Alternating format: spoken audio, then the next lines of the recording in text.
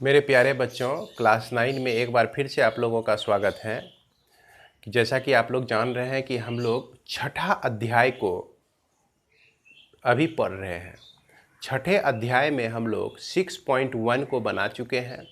6.1 के बाद जो बेसिक नॉलेज है, संगत कौन किसे कहते हैं, अंतः एकांतर अंतः कौन किसे कहते हैं, उसके बाद क्रमागत अंतः कौन किसको कहते हैं, कंजुगेटिव इंटीरियर एंगल जिसको को इंटीरियर एंगल भी कहते हैं, ये सारी जानकारी हमने ले चुका है।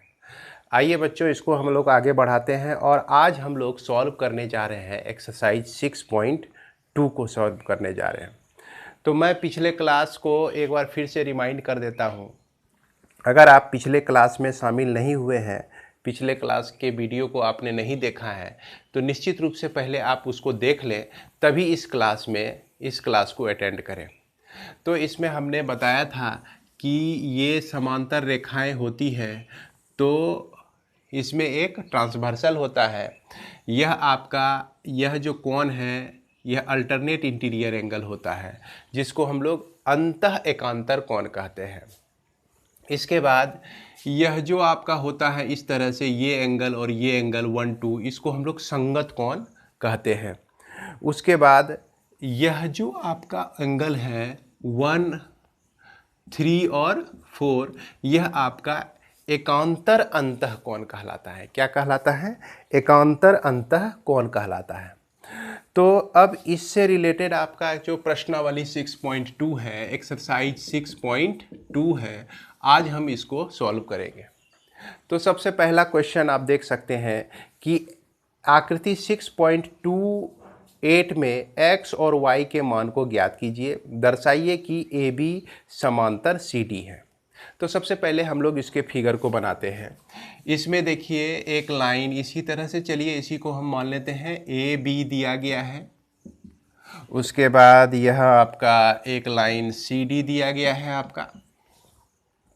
फिर यह कहता है यहाँ पर 50 डिग्री का कोण बन रहा है और यहाँ पर आपको दिया गया है x। इसके बाद यह 130 दिया गया है और यह आपको दिया गया है y दिया गया है, इस तरह से दिया गया है। और इसमें हमको दिखाना है x और y का मान निकालना है। तो 50, यह एंगल आपका 50 दिया गया है, तो ये एंगल कितना होगा? हम लोग इसको रैखिक युग्म अभिगृहित से निकाल सकते हैं। अगर मान लीजिए कि यह एंगल आपका A है, तो हम यहाँ पर लिख सकते हैं कि रैखिक युग्म अभिगृहित से 50 degree plus A equal to 180 degree, तो कोण A बराबर 180 माइनस 50 इक्वल टू 130 डिग्री। अब देखिए बच्चों, यहाँ पर एंगल A और यह एंगल Y जो है, यह 130 लिखा जाएगा, क्योंकि यह जो है आपका किस तरह का कोण है? संगत कोण है। ये दोनों किस तरह के कोण है? संगत कोण है। अगर संगत कोण आपका बराबर होता है, तो संगत कोण अभिगृहित से हम लोग यह जानते हैं, अभिगृहित आप लोगों को बताया गया था 6.4 और 6.3 अभिगृहित आप देख सकते हैं संभवतः। तो इसमें संगत कोण अभिगृहित में हम लोग को कहा गया है कि यदि दो रेखाएं हैं और संगत कोण उसके बराबर है, तो दोनों रेखाएं क्या होते हैं? समांतर होती है। तो इसको यहाँ पर हम लिख सकते हैं संगत कोण अभिगृहित से क्या हो जाएगा? यह AB समांतर हो जाएगा आपका CD। AB समांतर हो जाता है CD। अब हमको यहाँ पर निकालना है x का वैल्यू निकालना है। तो x और यह y, यानी कि y बराबर x लिख सकते हैं, क्योंकि यह जो है अंतः एकांतर कोण है ना। अंतः एकांतर कोणों के युग्म है। तो y का वैल्यू जो है हमको 130 मिला हुआ है, तो x का भी वैल्यू कितना मिल जाएगा, 130 मिल जाएगा। इस तरह से x का भी वैल्यू 130 डिग्री और y का भी वैल्यू 130 डिग्री, यही आपका आंसर हो जाता है। इसके बाद हम लोग चलते हैं क्वेश्चन नंबर 2 में। इसको आप लोग लिख लीजिए अपनी कॉपी में, इसे आप ठीक तरह से उतार लेंगे। उसके बाद हम लोग चलते हैं क्वेश्चन नंबर 2 में।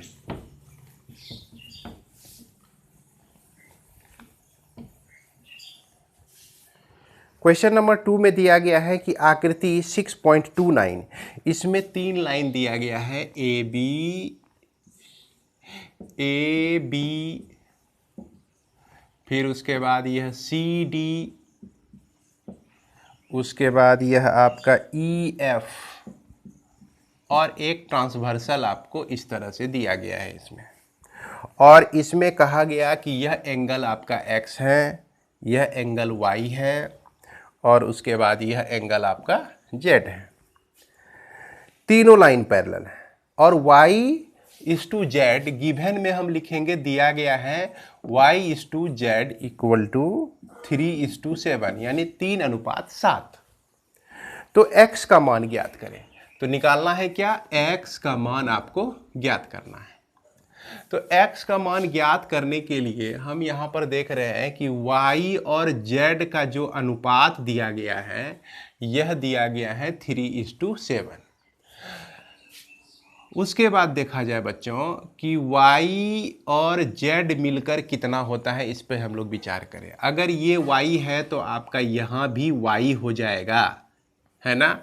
तो यदि यहाँ पर हम लिख सकते हैं कि angle A equal to angle Y, क्यों, एंगल Y और A जो है आपका कैसा कोण है, संगत कोण है। तो ये दोनों जो हैं कैसे कोण है, संगत कोणों के युग्म है। इसको लिख लिए। अब देखिए कि एंगल A जोड़ एंगल Z, ये दोनों एंगल मिलकर ये 180 डिग्री होता है। क्यों भाई, क्योंकि रैखिक युग्म अभिगृहित से हम लोग जानते हैं कि एक रेखा पर कोई रेखा खड़ी हो तो दोनों कोणों का योग कितना होता है, 180 डिग्री होता है। तो इसको हमने किस तरह से लिया, रैखिक युग्म अभिगृहित से यह चीज हम लोग जानते हैं, इसको लिख देंगे। लेकिन यह A जो है आपका y के बराबर है, तो यहाँ पर angle y plus angle z equal to 180 degree, लेकिन यह y/z जो है आपका 3:7 दिया गया है। इसका मतलब हुआ कि y का वैल्यू हम 3p ले सकते हैं और z का वैल्यू 7p ले सकते हैं। रेशियो अगर दिया हुआ है तो उस दोनों में एक कॉमन फैक्टर होता है, तो इस कॉमन फैक्टर को हम लोग p मान लिए। अब y का वैल्यू हम रख देते हैं 3p प्लस z का वैल्यू रख देते हैं 7p इक्वल टू 180 डिग्री। तो यह 10p इक्वल टू 180 डिग्री और p इक्वल टू 180/10 जो कि 18 डिग्री आपका प्राप्त होता है। अब जब यह 18 डिग्री प्राप्त हो गया तो हम y का वैल्यू जैसा कि 3p माने हुए हैं, y हमारा 3p है, तो 3 × 18 18 36 18 54, ये 54 डिग्री हो गया। z का जो वैल्यू 7p माने हुए हैं तो 7 × 18 कर देंगे, 18 36 18 54 18 72 18 95 18 26 से 126 डिग्री, 18 × 7 126 डिग्री। उसके बाद देखा जाए कि आपका z पता चल गया है ना, और z का वैल्यू जो है 126 डिग्री मिला। z और x है ना, x और z जो है दोनों बराबर होंगे। क्यों बराबर होंगे, क्योंकि अगर ये बीच का लाइन नहीं हो तो दोनों लाइन समांतर हैं और यह ट्रांसवर्सल है। z और x जो है आपका किस तरह का हो जाता है, अंतः एकांतर कोण हो जाता है। ये दोनों कैसे कोण हो जाते हैं, अंतः एकांतर कोण होते हैं। तो अंतः एकांतर कोण इक्वल होते हैं, तो x इक्वल टू जेड का वैल्यू हमको कितना निकला हुआ है 126। तो यह 126 डिग्री यही आपका आंसर हो जाएगा, x का वैल्यू हमको प्राप्त हो जाता है। इसके बाद हम लोग चलते हैं क्वेश्चन नंबर 3 में। क्वेश्चन नंबर 3 में आपका दिया गया है, चलिए इसके फिगर को हम लोग बनाते हैं, क्वेश्चन नंबर 3 के फिगर को।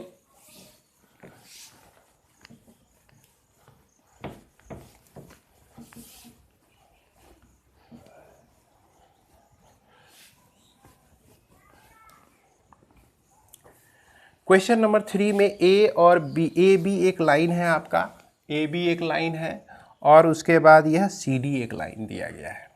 और इसमें यह कंस्ट्रक्शन देखिए इस तरह से दिया गया है आपका, ये जो है आपका ए है, ये पॉइंट जो है जी है, ये ई है, उसके बाद यहाँ पर सी लिए हुए हैं, यहाँ पर आप डी लिए हुए हैं और उसके बाद यह बी और यह F।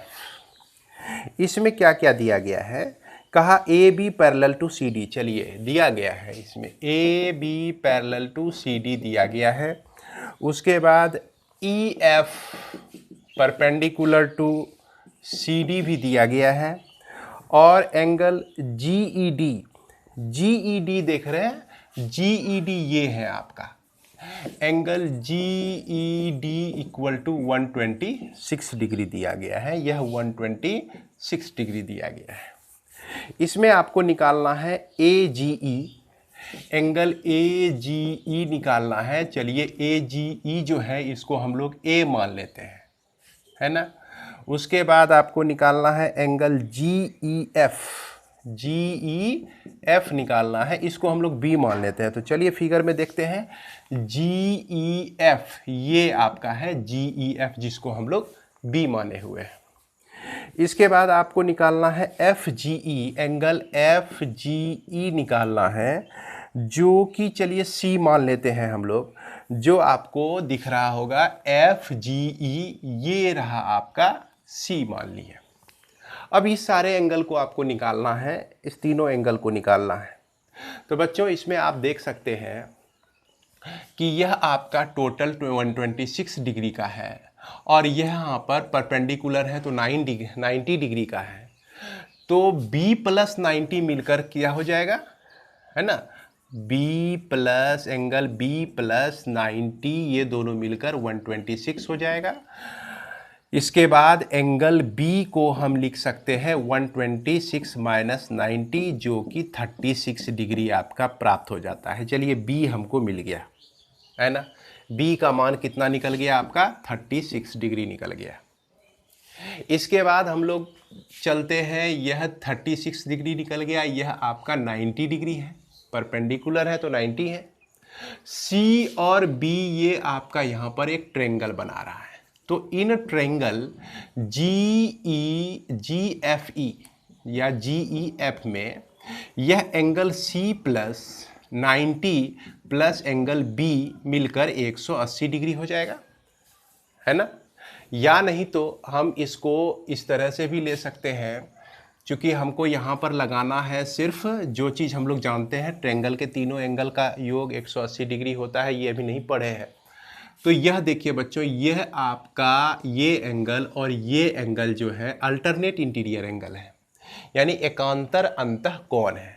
तो angle A equal to 126 degree, तो इसको हम लोग क्या लिख सकते हैं, एकांतर अंतः कोणों के युग्म है ये दोनों। तो ये एक झटके में ही निकल गया हमारा A। अब जब A हमको पता चल गया, C हमको निकालना है, लेकिन angle A plus angle C दोनों मिलकर 180 हो जाएगा। तो एंगल C इक्वल टू 180 में माइनस कर देंगे एंगल A को जो कि 126 है, तो 126 माइनस करते हैं तो आपका यह 4 आता है, 7 में 2 माइनस करने से 54 आता है। तो इस तरह से हम देख सकते हैं कि A का वैल्यू आया आपका 126 डिग्री, इसको आप यहाँ पे अभी नहीं लिखेंगे। B का वैल्यू 36 आया और C का जो वैल्यू है यह आपका कितना आ जाता है, 54 आ जाता है। तो ये सारा चीज़ जो है आप यहाँ नीचे में लिखेंगे बच्चों, यहाँ पे नहीं लिखेंगे, नीचे में आप लिखकर यहाँ दिखा देंगे कि A इक्वल टू, कहने का मतलब कि angle AGE equal to 126 degree, angle GEF equal to 36 degree और angle FGE equal to 54 degree. उम्मीद है कि आपको समझ में आ गया होगा। इसके बाद हम लोग चलते हैं क्वेश्चन नंबर 4 में। क्वेश्चन नंबर 4 के लिए इसे तो साफ करना पड़ेगा, तो चलिए इसको हम लोग साफ कर लेते हैं। इसको उम्मीद है कि आप लोग लिख लेंगे।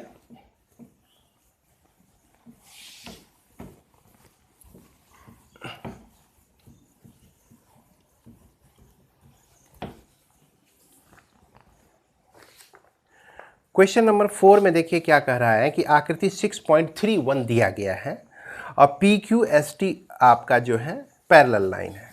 तो चलिए हम लोग पहले इसके फिगर को बनाते हैं। यह आपका हो गया PQ, उसके बाद इस तरह से है, ये इस तरह से उठा और यहाँ पर आपका ST दिया गया है।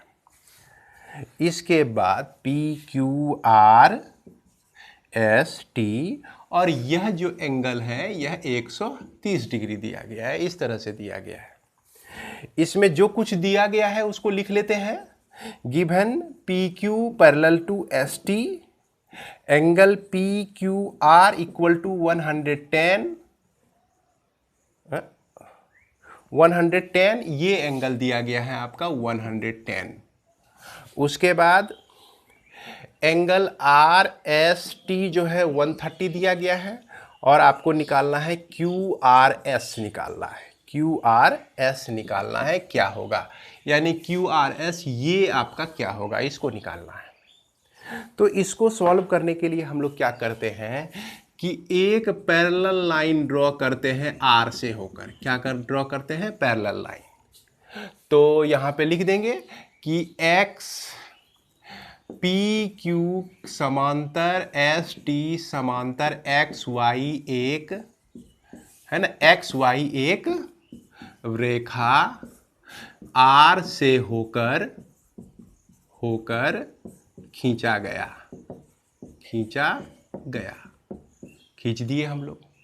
अब देखिए यह क्रमागत अंतःकोण है, इधर भी आपका यह क्रमागत अंतःकोण बन रहा है A और B।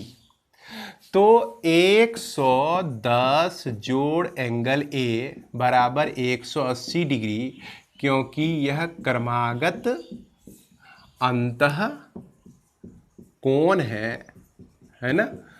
तो इस तरह से एंगल A का वैल्यू 180 माइनस 110 ये आपका निकल जाता है 70 डिग्री। उसी तरह से पुनः 130 डिग्री जोड़ B मिलकर 180 डिग्री हो जाएगा। तो एंगल B बराबर 180 घटाव 130 ये आपका निकल जाता है 50 डिग्री। तो यहाँ पर हम निकाल लिए हैं इसे 70 डिग्री और यह निकाल लिए हैं 50 डिग्री। अब देखिए लीनियर पेयर एक्सियम है ना, रैखिक युग्म अभिगृहित से एक ही लाइन पर दो एंगल बन रहा है या तीन एंगल बन रहा है, सभी का योग कितना हो जाएगा, 180 डिग्री हो जाएगा। तो यहाँ पे हम लोग लिख सकते हैं कि रैखिक युग्म अभिगृहित से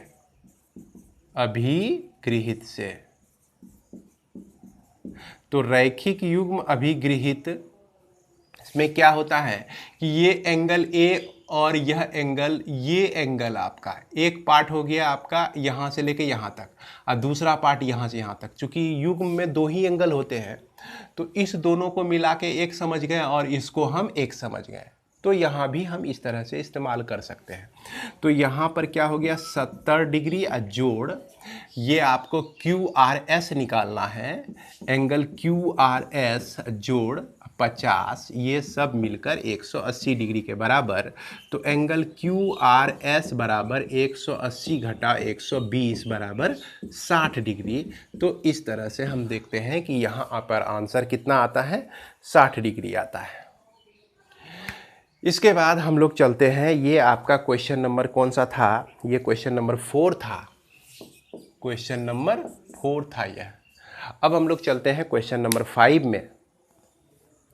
क्वेश्चन नंबर 5, इसको लिखने से पहले मैं रिक्वेस्ट सभी बच्चों से कहूँगा कि ये आप अपनी कॉपी में अवश्य उतार लें, इसको लिख लें अपनी कॉपी में। क्वेश्चन नंबर 5,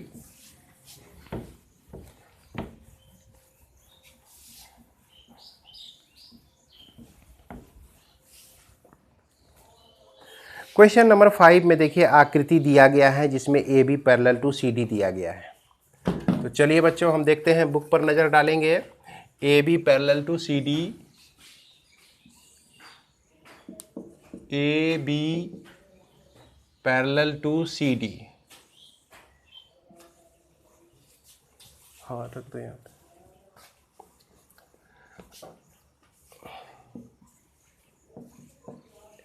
है ना, A B parallel to C D.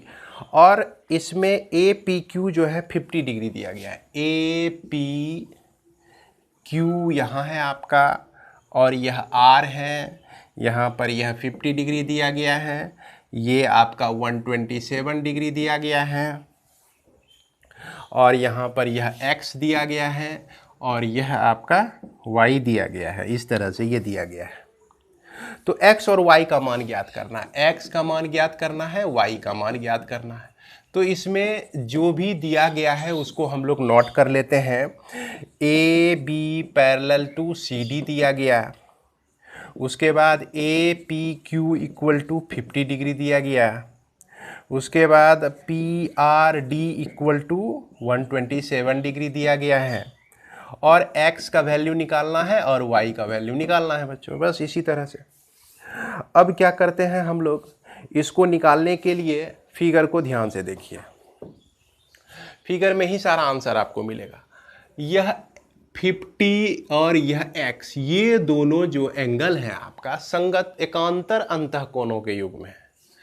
तो हम यहाँ पे लिख सकते हैं कि कोण x जो है, कोण यह 50 डिग्री के बराबर है, क्योंकि यह जो है एकांतर अंतः कोणों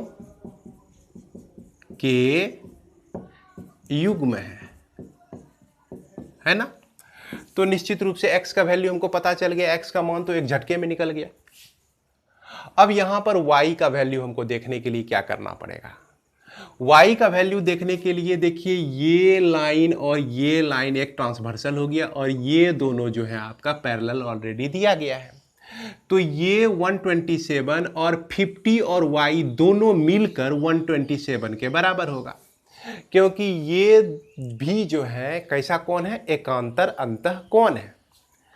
तो यहां पर हम लिख सकते हैं पुनः 50 जोड़ y बराबर 127, है ना। और यहाँ पे लिखेंगे क्योंकि यह एकांतर अंतः कोणों के युग्म है, लिख दिए। अब इसको सॉल्व करते हैं, तो y बराबर 127 घटा कितना लिखेंगे बच्चों, 50। तो 50 को माइनस करते हैं तो कितना आता है आपका, यह आपका आ जाता है, पहले आपका 20, फिर 30 माइनस हुआ 177, 77 डिग्री। तो इस तरह से हमको प्राप्त होता है y का वैल्यू 77 डिग्री, x का वैल्यू प्राप्त होता है 50। और इसमें एक चीज़ हमको निकालना है संभवतः x और y, हाँ x y है ना, और तो कुछ नहीं निकालना है। x y का मान हम इस तरह से ज्ञात कर सकते हैं, इसको आप लोग लिख लेंगे। अब यहाँ इस एक्सरसाइज का लास्ट क्वेश्चन आपका 6 नंबर का क्वेश्चन जो है, पढ़िए आप लोग बुक में,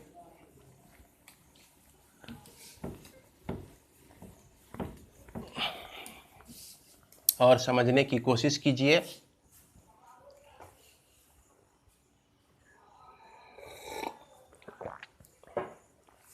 6 नंबर में देखिए दिया गया है क्या, PQRS दो दर्पण है आपका। दर्पण को हम लोग जनरली इस तरह से डिनोट करते हैं, ये हो गया आपका दर्पण, कहने का मतलब चेहरा देखने वाला इधर है, प्लेन सरफेस इधर है, इस तरह से हम देख रहे हैं दर्पण है। यह PQ और यह आपका RS। इसके बाद यहां से एक लाइन चली AB, और यहां से यह रिफ्लेक्ट होता है, ये पहुंचता है आपका C तक, C से फिर यह D तक पहुंचता है, D तक पहुंचता है इस तरह से। और यहां पर आपको क्या दिखाना है, P चलकर RS से C से टकराती है, पुनः CD के अनुदेश परिवर्तित हो जाती है। सिद्ध कीजिए कि AB समांतर CD। यहां आपको सिद्ध करना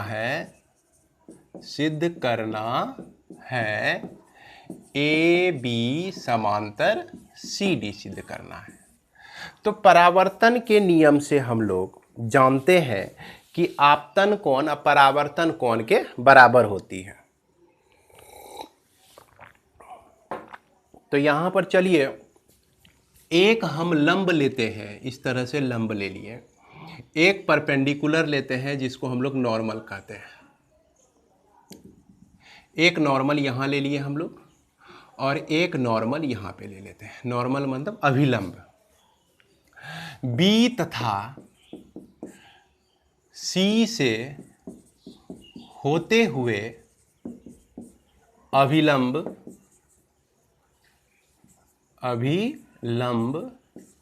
खींचा गया। उसके बाद ये कोण हम मान लेते हैं A है और यह कोण B है। तो हम लोग जानते हैं कि परावर्तन के नियम से आपतन कोण जो होती है वह परावर्तन कोण के बराबर होती है। तो यहाँ पर angle A equal to angle B हो गया। यदि इसको हम 1 और 2 मान लेते हैं तो एंगल 1 इक्वल टू एंगल 2 हो गया। इस तरह से हम लिख सकते हैं। अब यदि हम दोनों को ऐड कर देते हैं, क्या करते हैं, दोनों को ऐड कर देते हैं, तो एंगल A जोड़ एंगल 1, तो क्षमा करेंगे, चलिए यहां तक हम लोग जान गए कि ये दोनों कोण जो है आपस में आपका बराबर होते हैं। अब हमको क्या देखना है कि यह भी एक लंब है, यह भी एक अभिलंब है। एक ही रेखा पर दोनों क्या है, अभिलंब है। जब दोनों अभिलंब हैं तो दोनों एक दूसरे के क्या हो जाएगा, समांतर हो जाएगा। दोनों क्या हो जाएगा, एक दूसरे का समांतर हो जाएगा। तो यहां पर हम लिख सकते हैं कि यह जो अभिलंब है, अभिलंब आपस में एक दूसरे के समांतर होगी, है ना। जब समांतर होगी तो एंगल 1 जो है एंगल B के बराबर हो जाएगा। एंगल 1 जो है एंगल B के बराबर हो जाएगा। अब यदि हम दोनों साइड 2 इंटू एंगल 1 कर दे, 2 इंटू एंगल B कर दे, 2 से दोनों साइड गुना कर देते हैं, तो इसको हम लिख सकते हैं एंगल 1 जोड़ एंगल 1, एंगल B जोड़ एंगल B लिख सकते हैं। अब यहां पर देखा जाए कि एंगल 1 जो है एंगल 2 के बराबर है। एंगल 1 जो है एंगल 2 के बराबर है। एक बार हम एंगल 1 रहने देते हैं और एक बार एंगल 2 लिख देते हैं। एक बार B के जगह पे हम क्या लिख सकते हैं, A लिख सकते हैं। A लिख दिए और यह B लिख दिए। अब बच्चों ध्यान से देखिए, 1 और 2 को मिला देते हैं तो हमको मिलता है, क्या मिलता है, BCD मिलता है। तो यह एंगल BCD मिला। उसके बाद यदि A और B को मिला देते हैं तो ABC मिलता है। एंगल ABC मिलता है ना। अब इसी पे विचार करना है। यह जो आपका लास्ट आया BCD और ABC, इस दोनों पे विचार करते हैं। ये दोनों जो कोण है, ये आपका यहाँ पे बन रहा है और ये आपका यहाँ पे बन रहा है। इसमें क्या देखते हैं कि अगर इसको हम ऐसे बढ़ा दें, इसको ऐसे बढ़ा दें और ये जो है इस तरह से बढ़ा दें, तो ये दोनों रेखा को काटने वाली एक ट्रांसवर्सल रेखा हो जाती है, तिर्यक रेखा हो जाती है। और इस कंडीशन में दोनों जो है यह संगत कोण हो जाता है। तो यहाँ पर जब दोनों संगत कोण हो गया, तो संगत कोण अभिगृहित से हम लोग कह सकते हैं कि AB जो है CD के समांतर हो जाएगा। तो इसको यहाँ तक लिखने के बाद अंत में हम लिखेंगे कि अतः संगत कोण अभिगृहित से क्या कह सकते हैं कि AB समांतर CD। बस इतना ही लिख देंगे तो यह हमारा सॉल्व हो जाएगा। इस तरह से आप लोग अभी तक एक्सरसाइज 6.2 को भी बना चुके हैं।